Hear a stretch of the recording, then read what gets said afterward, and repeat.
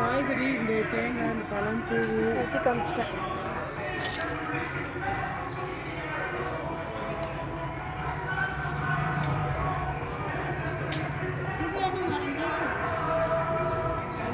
இது சீத்தாப்பழம்.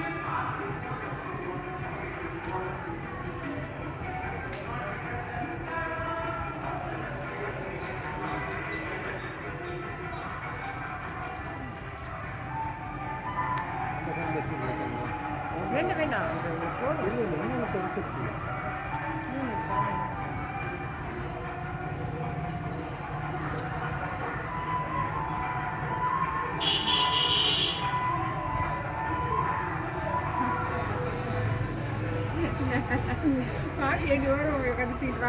இல்லை, நீ இந்த வீடு வீடியோ ரொம்ப கலராக தெரியுது.